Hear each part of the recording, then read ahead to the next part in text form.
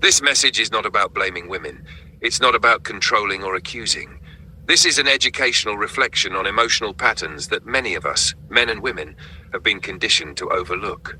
In a culture where everything is fast, filtered, and emotionally blurred, we've lost clarity on what's actually happening between people. Confusion is now common. Surface-level connection is mistaken for love, performance is mistaken for presence, and emotional impact is rarely traced back to its source.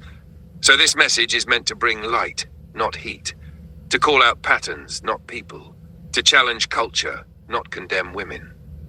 We're not here to divide, we're here to dissect the confusion and offer a clearer way forward. If you're a woman who values truth, you'll find honor in this.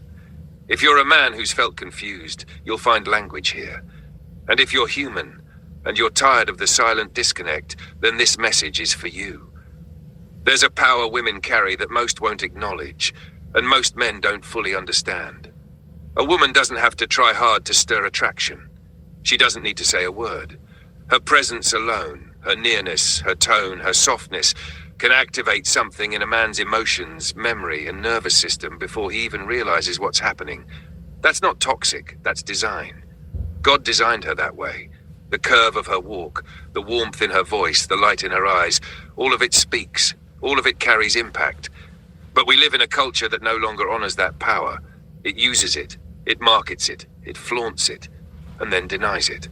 Now we've got women who weaponize attention and call it confidence. We've got women who say, "I'm just being nice," while their entire presence sends mixed signals, stirring curiosity and awakening desire, then acting as if nothing was done. We act like smiles don't have weight, like proximity isn't powerful, like you can enter someone's emotional space and call it harmless, but energy doesn't lie. What used to be called modesty is now mocked. What used to be called reverence is now rebranded as oppression. If a man says, "Why are you smiling like that?" or "Why are you standing so close?" he's labeled as insecure or paranoid. But let's flip it. If a man lingered too long, smiled too smooth, spoke too soft, he'd be called out. That's harassment, that's inappropriate. But when a woman does it, it's just her personality. No, it's performance, it's unspoken seduction, masked as politeness. And the result? Work spouses, flirtationships, emotional cheating wrapped in casual interaction. Men going home confused, emotionally entangled with women they barely know. Marriages quietly crumbling from soul ties that started with just enough attention to disturb a man's peace. And most men don't even know what's happening, because they were never taught to recognize emotional cues.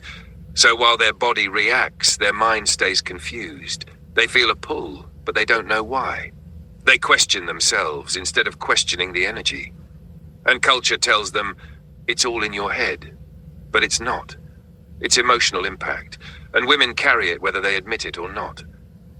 This isn't about shame, it's about honor.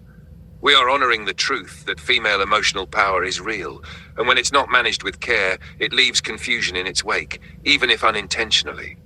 Most women don't do this maliciously, but when their emotional presence isn't checked, filtered, or grounded, men confuse warmth for interest, smiles for intimacy, and attention for affection.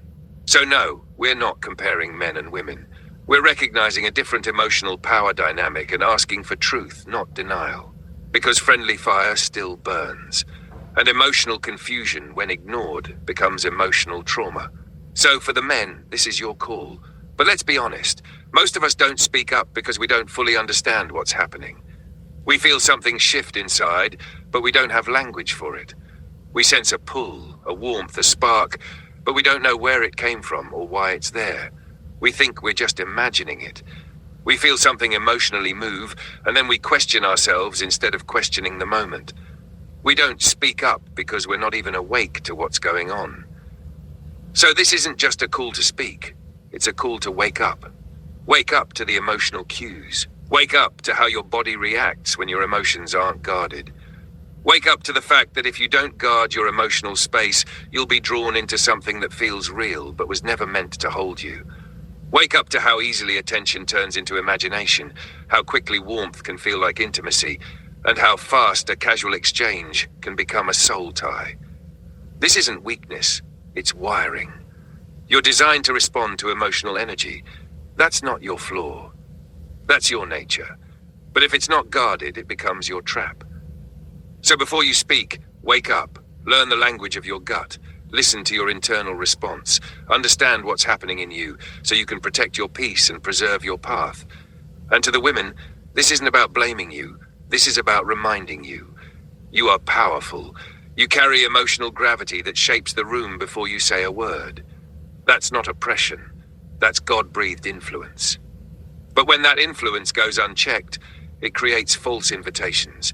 And when false invitations are given, real people get hurt. So no, you don't need to dim your light, but you do need to own your emotional impact. Because sometimes just smiling twice is enough to pull a man off balance, not because he's weak, but because you're that powerful. We're not here to accuse, we're here to illuminate. Because in a culture full of surface-level smiles and blurry boundaries, truth is the only thing strong enough to restore connection. And in the end, clarity, not charm, is the highest form of love.